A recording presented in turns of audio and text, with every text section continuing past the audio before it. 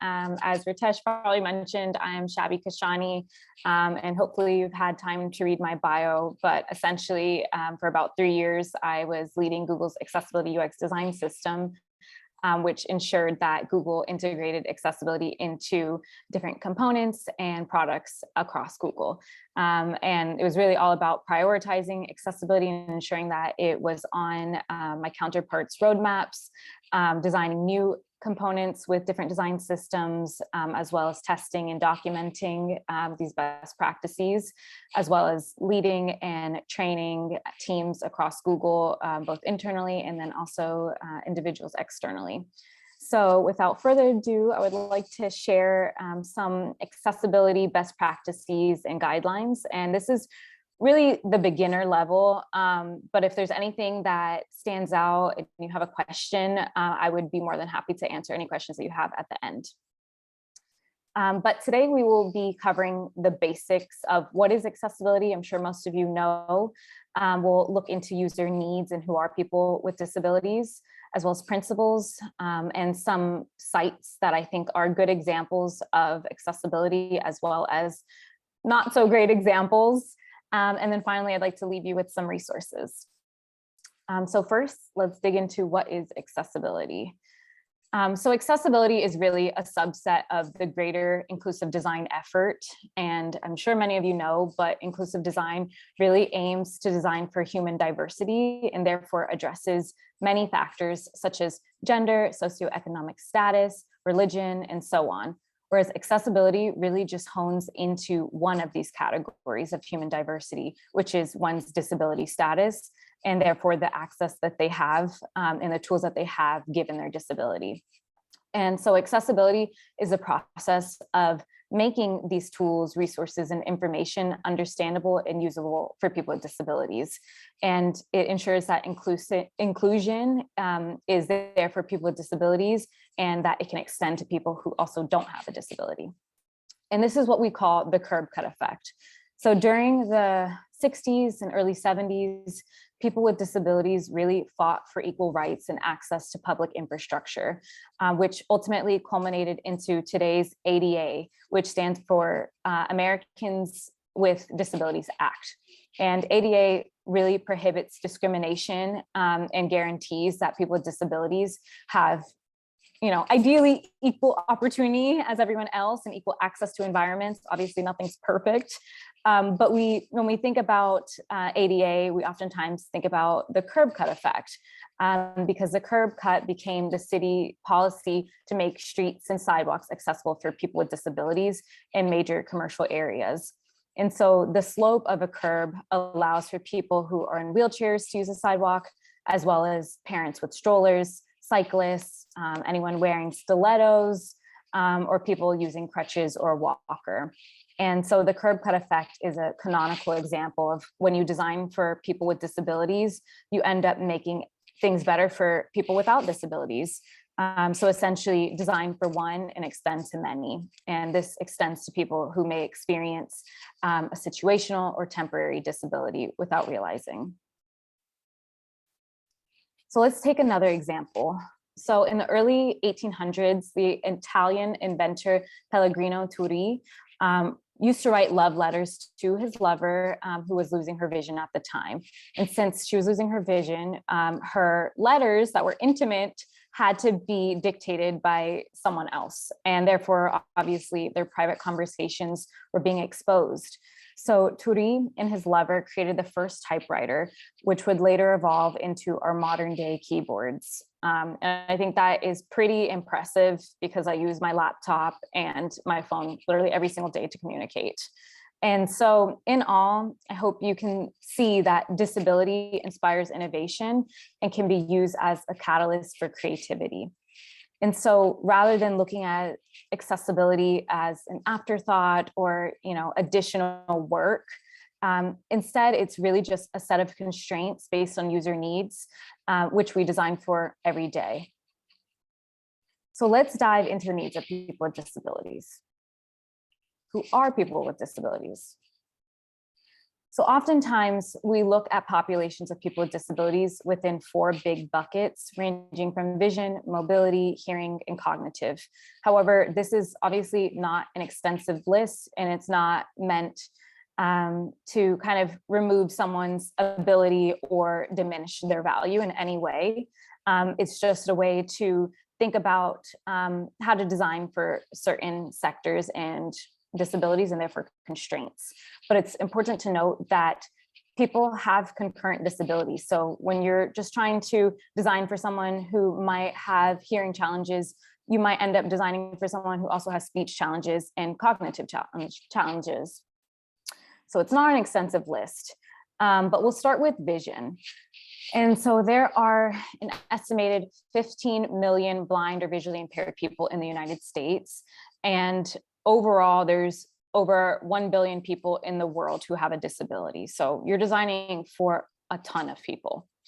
And some common conditions, vision conditions, are diabetic retinopathy, which is a condition where diabetes has damaged the tiny blood vessels in one's retina, which causes low vision. There's also age-related macular degeneration, which is a condition where the cells in one's retina have died. So one is unable to see the tiny details, which cause low vision and potentially blindness in the future, depending on your condition and the severity. However, it's important to note that, I'm wearing glasses. I'm sure other people have corrective lenses on the call too, and we all will experience age-related vision decline. So, you also are designing for your future self, your grandparents, your parents, and so on. There's also glaucoma, which results in fluid pressure in one's eye, damaging their optic nerves. And then cataracts, which is a condition that involves the clouding of one's lens and therefore vision. And next we have color blindness. So not everyone is born with color blindness, and you can develop color blindness throughout your life due to factors such as age, alcohol consumption, brain trauma, or just chronic illness. And you may be familiar with red-green color blindness and blue-yellow color blindness. So for red-green, they're really difficult names, but protanopia, which is red blind, and you don't have any red cones, and therefore you can't see red. And then there's also protonomaly, which means your perception of red is very weak. And so with green, there's deuteranopia, which is green blind, so you don't have any green cones. And then there's deuteranomaly, which means you are green weak. And then in terms of blue-yellow, there's tritanopia, which you are blue blind. And then there's tritonomaly, which means you have weak blue cones. So that was a lot of different vision conditions, but as I mentioned, it's not the full spectrum, and nor are these assistive technologies. But it's important to note that, oftentimes when one has a disability, they use assistive technologies to enhance their experience with software, equipment, environments, and it helps them communicate, learn, and just function their devices easier. But once again, depending on your condition, you may or may not use some of these assistive technologies. So some of which that support people with vision impairments are magnification. I think we've all pinched to zoom if something's too small. There's also specific magnification software where everything is zoomed. There's also picture in picture, so that way users can have a greater understanding of context and the lay of the land of the UI that they're on, whereas what they're trying to really look at is magnified. That they don't lose their place within the UI. There's also just display settings such as enlarged font. And then there's more robust tools like screen readers. So if one cannot see at all, oftentimes they'll use VoiceOver on iOS or TalkBack on Android, which reads aloud interactive content and controls to allow the user to navigate and interact with these controls. And we'll speak to screen readers a little bit more later. I'm sure most of you have heard of Braille also, which is a touch reading and writing system that uses raised dots to represent various letters. And then there's speech recognition software. And then there are apps such as an Android app called Lookout, which allows users to use their phone camera to understand the various objects and texts around them. Okay, let's move on to mobility. So there are 73.5 million adults who experience difficulty with at least one basic action or complex activity. And so some of the common conditions are cerebral palsy, which causes damage to one or more areas of a person's brain. And it usually occurs at birth or during like the fetal development. And it prevents users from being able to move, and that increases over time. And then there's muscular dystrophy, which is another genetic disease, and it's characterized by progressive weakness and degeneration of one's skeletal and voluntary muscles. And then there's spina bifida, which is the incomplete development of a fetus's brain or spinal cord during pregnancy. And then finally, Parkinson's disease, which is a progressive disorder of the nervous system, which affects your movement. And so a few assistive technologies that support people with motor impairments are mouth sticks and head wands. So if one can't use their limbs, it's easiest if there is a stick attached to their forehead or in their mouth to tap along the screen. There are also braces, crutches, and wheelchairs, so people can move around. There's something called a switch device, which is essentially one or more buttons, it's typically two buttons, where one button is used to navigate across the screen, and it navigates to every interactive element on a UI. And then the other button is used to activate the interactive element that you have in focus.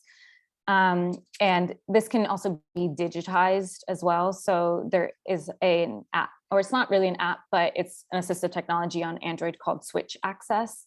And iOS has their version of it as well, where users can attach a switch and it'll pretty much perform the same action that I described.